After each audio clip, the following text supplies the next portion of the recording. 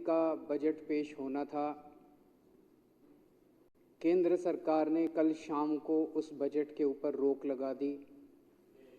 आज दिल्ली विधानसभा के अंदर बजट पेश नहीं हो पाया।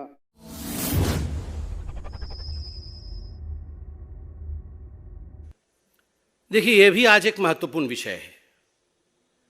आम आदमी पार्टी उसके ड्रामा और बजट को लेकर जो अभी टीवी पर हम खींचतान देख रहे हैं, दो नौटंकी चल रहे हैं। एक नौटंकी विदेश की भूमि पर, एक नौटंकी यहां दिल्ली में परमानेंटली देव ओपन थिएटर्स।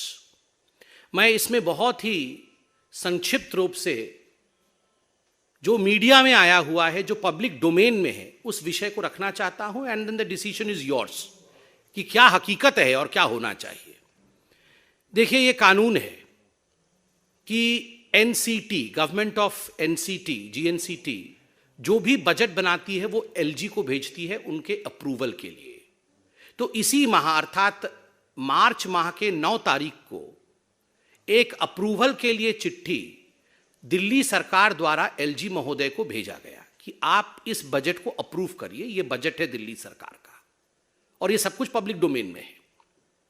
9 तारीख को उसको देखने के बाद तुरंत एलजी साहब ने उसमें 3-4 ऑब्जर्वेशंस, क्योंकि एलजी साहब का ये कानूनन अधिकार है कि वो अपने अधिकारों का प्रयोग करते हुए अपने ऑब्जर्वेशंस लिख सकते हैं। वो बाइंडिंग नहीं होता है, वो ऑब्जर्वेशंस होता है।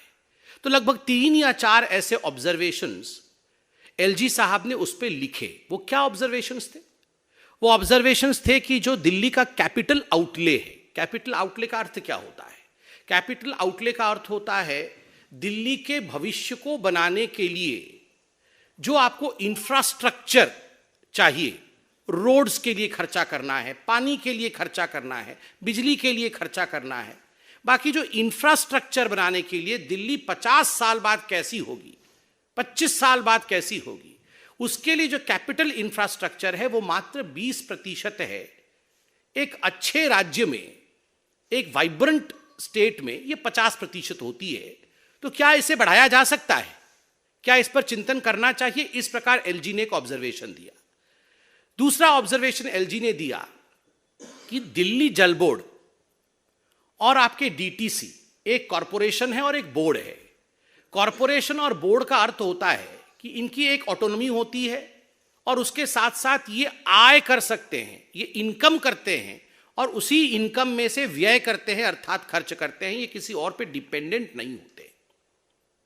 तो एलजी साहब ने इसमें एक ऑब्जर्वेशन दिया कि ये हमें देखने को मिल रहा है कि बार बार इन्हें हमें सब्सिडी देना पड़ रहा है। क्या हम जिस प्रकार का अरेंजमेंट कानून में है उसके मुताबिक डीटीसी और जल बोर्ड के लिए काम कर सकते हैं? तीसरा ऑब्जर्वेशन एलजी साहब ने दिया कि पिछले बार के बजट में, और ये सब पब्लिक डोमेन में, उनके मंत्री ने कह दिया है बजट के आंकड़े मुझे पता नहीं, ना पता होना चाहिए। बजट जब तक डिक्लेयर नहीं होता है ये आंकड़े हमें नहीं पता होते। मगर ये आंकड़े मंत्रियों ने बताया है आम आदमी पार्टी के, जो कि ब्रीच है, और इसलिए मैं ये आंकड़े वहां पेपर से, न्यूज़पेपर में जो छपा है उससे पढ़ रहा हूं। पिछले वर्ष 270 करोड़ का बजट था एडवर्टाइजमेंट का, इस बार उसे बढ़ा करके लगभग 550 करोड़ कर दिया गया है। मंत्री ने भी बताया है कि 550 करोड़ बढ़ा दिया गया है। आप याद करिए, जब 270 करोड़ खर्च किया गया था एडवर्टाइजमेंट के ऊपर अरविंद केजरीवाल जी द्वारा, तो उसमें कोर्ट ने भी सवाल पूछा था और रिकवरी के विषय में भी बात हुई थी। तो स्वाभाविक रूप से एक सवाल पूछा गया कि क्या इतना पैसा एडवर्टाइजमेंट में खर्चा करना उचित होगा, या ये 550 करोड़ में से बहुत पैसा गरीबों के लिए यदि खर्चा किया जाए तो वो उचित होगा। ये तो मैं जनता जनार्दन पे छोड़ता हूं, पैसा हम अपने ऊपर खर्चा करें नेतागण, या गरीबों के लिए खर्चा करें। और एक सवाल पूछा गया कि देखिए, नई गाड़ी एमएलएस के लिए खरीदी जाए, नए बंगलो उनके लिए बनाए जाए, उनके लिए बंगलो रिनोवेट किए जाए, उसके लिए दिल्ली सरकार के पास पैसा है, मगर इंफ्रास्ट्रक्चर के लिए पैसा नहीं है। इस पर चिंतन करना चाहिए। आप बताइए, ये आम आदमी पार्टी वो पार्टी है जो, आप याद करिए, वो सीन तो मैं भूल ही नहीं सकता। जब शपथ ग्रहण में आए थे, एक ही ऑटो में कैसे सब लटक के आए थे, याद करिए। कोई पीछे लटका था, कोई आगे लटका था। बोल रहे थे हम कोई गाड़ी नहीं लेंगे, हम गाड़ी खरीदेंगे ही नहीं, हम जीवन भर ऑटो में चलेंगे। याद है ना सब आपको? और अभी सब अपने लिए गाड़ी खरीद लिए हैं, सब बंगलो इनका रिनोवेट चल रहा है। वो ऑटो पता नहीं कहीं नहीं दिख रही है अब, जिसमें सब लटक के, एक ही ऑटो में सब 4-5 लटके हुए थे कि हम सब, और हमारे पास तो लैपटॉप भी नहीं है, हमारे पास तो गाड़ी भी नहीं है, हम सब उधारी से चल रहे हैं। और एलजी साहब ने पूछ लिया, भैया आपने, ठीक है अपने लिए गाड़ी खरीद ली, नहीं सब अच्छी बात है, मगर ये कुछ पैसे तो आप इंफ्रास्ट्रक्चर के लिए लगाओ। और अंत में एलजी साहब ने एक वाजिब प्रश्न पूछा है, आज भी न्यूज़पेपर में है, कि ये जो सेंट्रल स्कीम्स है जैसे आयुष्मान भारत, आप सेंट्रल स्कीम्स का पूरा इस्तेमाल क्यों नहीं करते हैं? इसमें तो 100% पैसा आपको गवर्नमेंट ऑफ इंडिया से मिलेगा, क्योंकि आप यूनियन टेरिटरी हैं। बाकी स्टेट्स को कुछ 40% हिस्सा इत्यादि देना पड़ता है, मगर आप तो यूनियन टेरिटरी है, हम पूरा पैसा खर्चा करेंगे, सेंटर पूरा पैसा खर्चा करेगी, तो आप क्यों नहीं सेंटर स्कीम्स का इस्तेमाल करते हैं? ये 3-4 ऑब्जर्वेशंस के साथ एलजी साहब ने ये फाइल चीफ मिनिस्टर को भेजा, दिल्ली गवर्नमेंट को भेजा।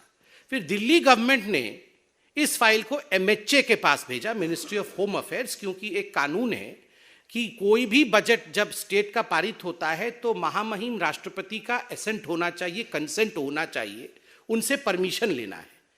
तो ये एमएचए के पास भेजा गया।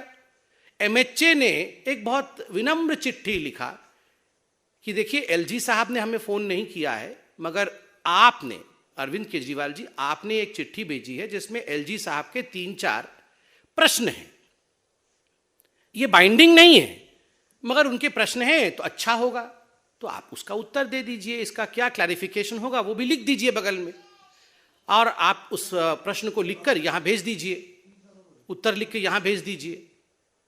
ये 17 तारीख को चिट्ठी MHA, ministry of home affairs से दिल्ली सरकार को मिल जाता है। 17 तारीख को चिट्ठी मिल गई थी दिल्ली सरकार को, 17 को दिल्ली सरकार कुछ नहीं करती है, अरविंद केजरीवाल जी उस चिट्ठी को दबा के बैठ जाते हैं। 18 तारीख को दिल्ली सरकार कुछ नहीं करती है, अरविंद केजरीवाल उस फाइल को दबा के बैठे हुए होते हैं। 19 तारीख को कुछ नहीं करते हैं, उस फाइल को दबा के बैठे हुए होते हैं। 20 तारीख को कुछ नहीं करते हैं, पूरा दिन दबा के बैठते हैं, और 20 तारीख को 9:30 बजे रात को ये चिट्ठी भेजते हैं। 20 तारीख को 9:30 बजे चिट्ठी भेजते हैं और 10 बजे एलजी साहब ने हस्ताक्षर कर दिए। देखिए, नन ऑफ दीज, जो भी रिकमेंडेशन एलजी देते हैं, ये कोई बाइंडिंग नहीं है, ये एक प्रक्रिया है, यही डेमोक्रेसी है। उसमें उन्होंने अपना सुझाव दिया है, उस सुझाव पे आप अपनी प्रतिक्रिया दीजिए, क्योंकि यहां पर कोई माई बाप नहीं है, माई बाप जनता है।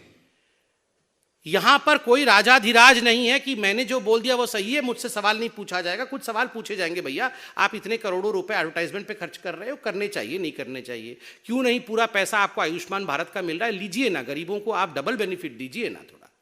ये सवाल पूछने में क्या हर्ज है, आप उसमें उत्तर दे देते। तो स्वाभाविक रूप से ड्रामा ड्रामा ड्रामा, ये अरविंद केजरीवाल जी और उनकी पार्टी का एक ही ध्येय, एक ही उद्देश्य है। वो बजट नहीं है, वो डेवलपमेंट नहीं है, it is drama, it is not budget, it is drama what Arvind Kejriwal wants to present. वो बजट प्रेजेंट नहीं करना चाहते हैं, वो ड्रामा प्रेजेंट करना चाहते थे, और उन्होंने ड्रामा प्रेजेंट कर दिया है। बाकी जनता जनार्दन है, सब समझती है।